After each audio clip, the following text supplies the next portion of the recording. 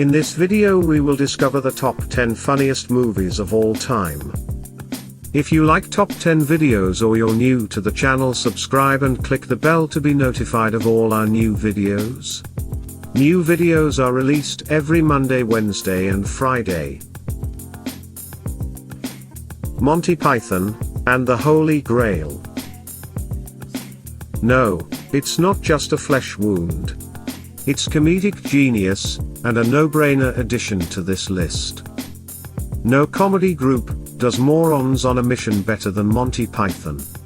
Half a dozen knights crouching dutifully behind a boulder, cautiously peering out at the beast that ends up being a bunny. That's the most foul, cruel and bad-tempered rodent you ever set eyes on. Efforts to vanquish the rascally rabbit include the holy hand grenade of Antioch. When the gang comes across the bridge of death, they must answer 3 questions from a troll to gain crossing privileges. The troll goes easy on the first night before asking the second 2 easy questions, followed by what's the capital of Assyria. The questions get more ridiculous from there. What is the airspeed velocity of a laden swallow? And of course, an attempt to lay siege to a castle is viciously repelled via catapulted livestock. One of the reasons Holy Grail is widely considered its funniest film, I believe, is that comedy often doesn't age well. This gives an advantage to something set in the Middle Ages, eliminating decade-specific references that grow stale with time. Airplane. Surely you didn't think I'd leave Airplane off this list.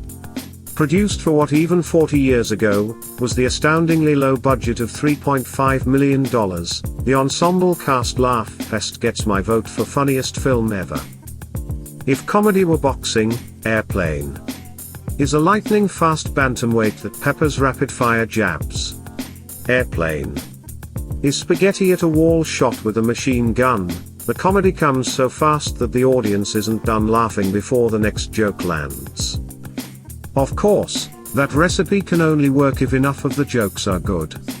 And from the main character's drinking problem to an old lady who helps the stewardess translate jive, Airplane is so fast and laugh out loud funny that it's hard to catch your breath. Of note, Airplane excels at comedy welded with wordplay. When a flight attendant tells passenger and disgraced fighter pilot Ted Stryker that there's a problem in the cockpit, he replies, "The cockpit? What is it?" prompting her to explain that it's a little room in the front of the plane, where the pilot sits. This device, in addition to recurring jokes like "I picked the wrong week to stop," allows Airplane to fill 90 minutes with a plot that could have been told in 15. Plane in danger, hijinks ensue is a simple way to put the plot on a sexually satisfied autopilot and clear the path for undistracted comedy brilliance. Caddyshack. Any movie that ridicules golf, per George Carlin, an arrogant, elitist game which takes up entirely too much room in this country, is okay in my book. Riding Rodney Dangerfield's boorish irreverence, 1980s Caddyshack does so with a style that smacks the smarm right off a country club member's face. As brash, obnoxious nouveau riche protagonist Al Cervic, Dangerfield is both fish out of water and bull in a china shop. After yelling for and hitting one of his antagonists square in the nuts with a tee shot, a self-satisfied Dangerfield declares, "I should have yelled too." Later, at a posh party chock full of snooty septuagenarians, Dangerfield deems the shindig the dance of the living dead.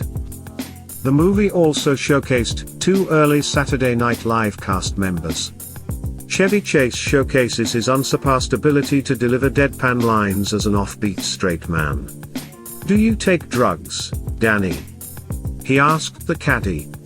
When Danny answers in the affirmative, Chase replies, "Good. So what's the problem?" Meanwhile, Bill Murray takes a break from his groundskeeping duties for a horticulture hole-in-one, teeing off on flowers while mimicking a subdued TV announcer. He got all of that one. As a bonus, 1988's Caddyshack 2 was one of the rare sequels worth making. Not as funny as the original, but in the same ballpark mean, on the same fairway. The Naked Gun. No, that's not Enrico Palazzo. It's Leslie Nielsen again, deservedly making his second appearance on this list.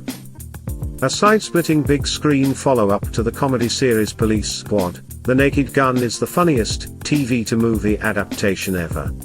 The highly unorthodox foursome of Nielsen, Ed Williams, Priscilla Presley and a pre-alleged double homicide O.J. Simpson left audiences laughing, and wondering why Police Squad was cancelled after just 6 episodes. Like Airplane, The Naked Gun has a spaghetti at the wall, rapid-fire style where deadpan one-liners, silly slapstick and general stupidity fly full speed at the audience. Nielsen plays the perfect idiot protagonist, a bumbling investigator drawing parallels to Maxwell Smart. Notably, while many comedies struggle to close a film, because the need to sew up the plot tends to pump the comedy brakes, The Naked Gun saves its best for last. Punctuated by a mangled, star-spangled banner, and the rocket's red glare bunch of bombs in the air, a pre-game bloopers reel featuring a decapitated outfielder, how about that?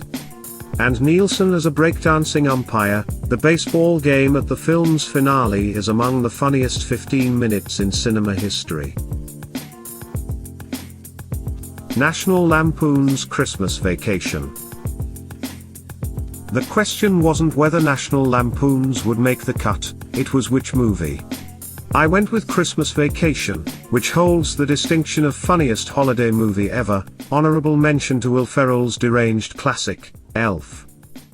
This movie has so many quotable lines it's impossible to know where to start, but how about Randy Quaid, playing Ellen's white trash cousin-in-law, emptying an RV sewage tank into the street grate while waving to Clark's uptight neighbor, Merry Christmas. Shito was full.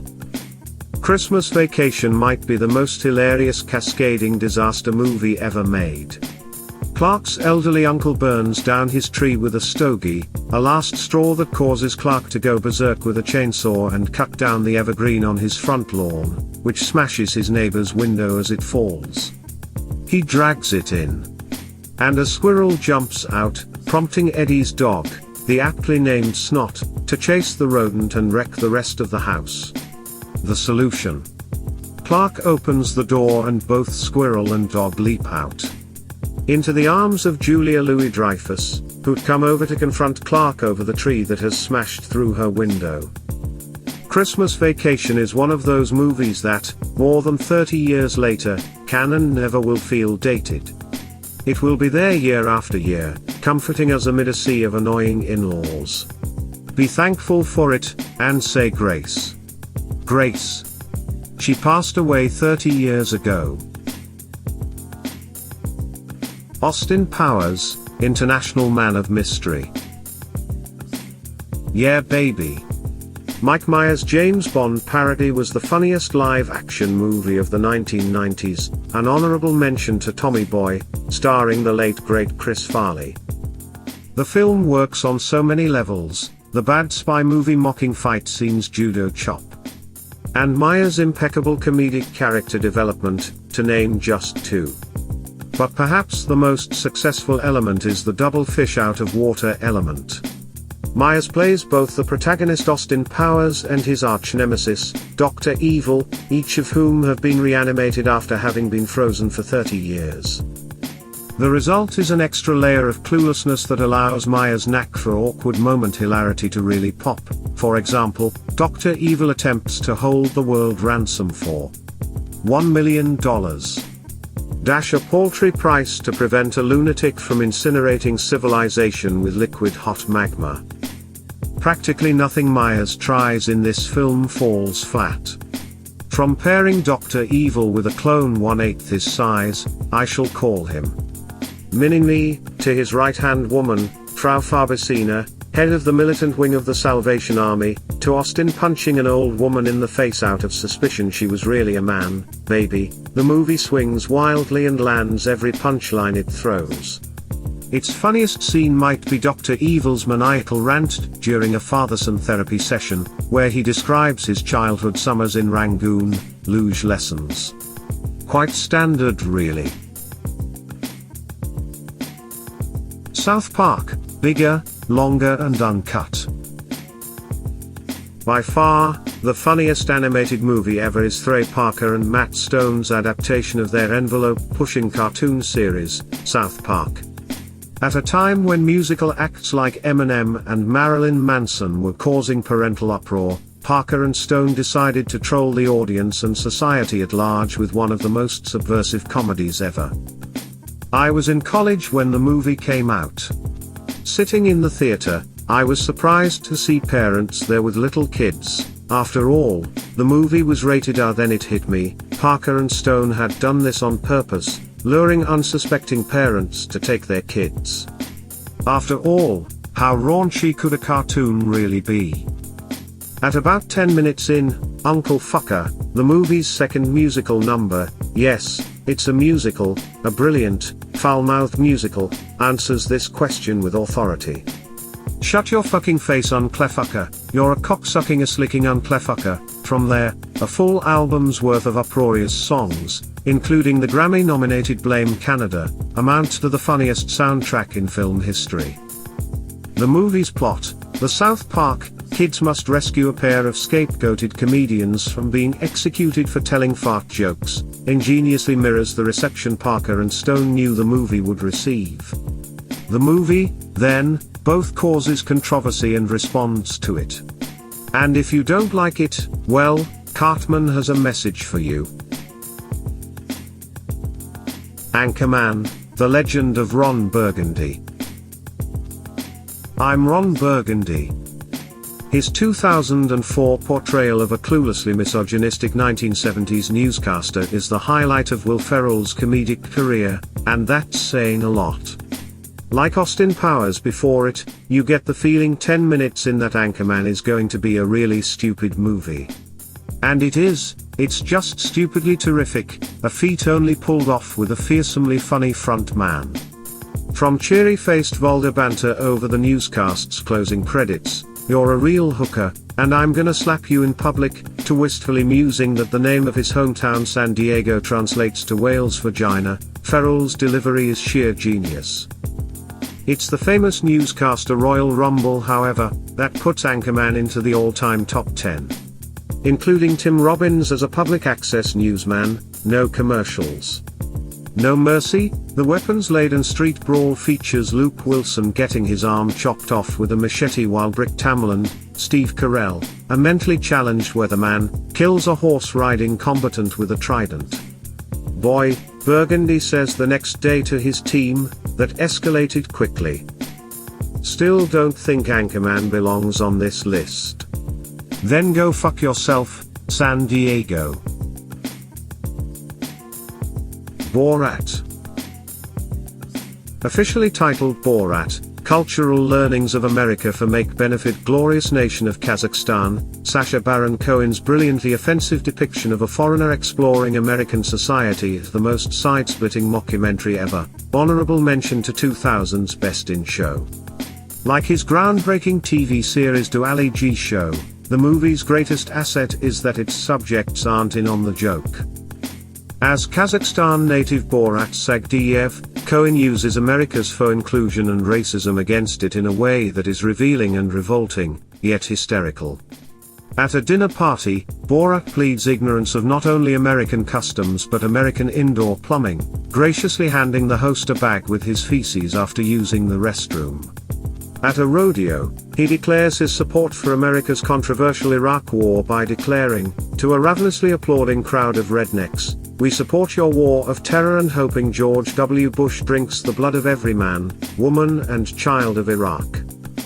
At a honky-tonk, Borat performs a song called In My Country There Is Problem, eventually getting the crowd of cowboy hat-wearing dimwits to clap and sing along to the refrain "Throw the Jew down the well, so my country can be free."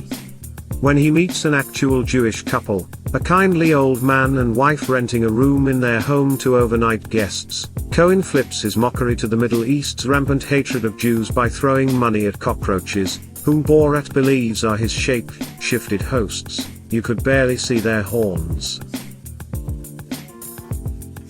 Superbad. Moving into the most recent set of big screen comedians, we'd be remiss not to include Seth Rogen somewhere on this list. And while the 40-year-old virgin gets due consideration, and has Paul Rudd, whom everyone loves, 2007 Superbad beats it out by the tip of an obsessively drawn penis from a grade school Jonah Hill. Superbad is one of the rare comedies that manages to incorporate and resolve a variety of plot twists without sacrificing the humor. Difficulty getting alcohol for a high school graduation party, tension between the two main characters as each goes to different colleges, teen get-the-girl ambitions and insecure police dickishness are A, B, C and even D stories that combine to make the film both heartwarming and side-splitting, a rarity for R-rated comedies. Superbad's physical humor is particularly outstanding. Fogel's nervousness as an obviously underage liquor store customer, including his ridiculous attempt to small-talk the cashier, been drinking the stuff for years. I hear they've recently added more Twitch hops, is interrupted by one of the best movie face punches ever. When the cops show up to interview the witnesses, his single-name fake ID draws suspicion and then pity, and the legend of McLovin is born. Do you agree with our picks? Check out some of our other videos and be sure to subscribe and ring the bell to be notified about our latest videos.